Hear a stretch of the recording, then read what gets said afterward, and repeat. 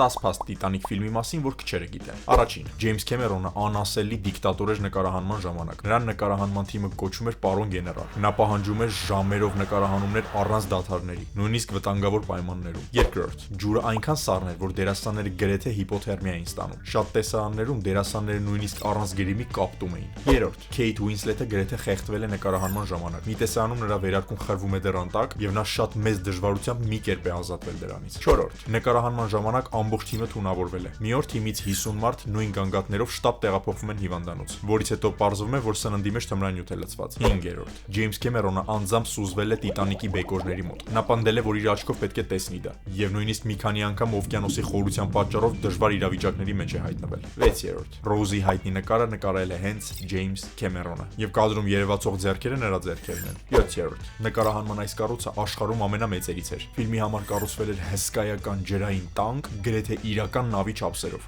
8-րդ, վերջի խորտակման տեսարանը նկարահանվել է մի քանի րոպեում։ Նավի վերջնական թեքումը նկարահանվել է շատ արագ, որովհետև կառույցը իրականում փլվում էր։ 9-րդ, ֆիլմի որոշ ձայներ վերցված են իրական խորտակման տեսարաններից։ Սաունդ դիզայնում օգտագործել են մետաղի ճաքերի եւ ջրի ճնշման իրական ձայներ։ Եվ 10-րդ, Քեմերոնը գրեթե կորցնում էր նախագիծը։ Ֆիլմի բյուջեն այնքան էր աճել, ֆիլմը կարող էր դառնալ ամենամեծ ձախողումը պատմության մեջ, բայց վերջում դարձավ ամենաշատ եկամուտ ունեցող ֆիլմերից մեկը երբևէ։ Մեկնաբանություններում գրիր քո սիրած ֆիլմը, որպեսզի անդրադառնանք։ Նաև հետևիր էջին, որովհետև այսքան տանջվում ենք։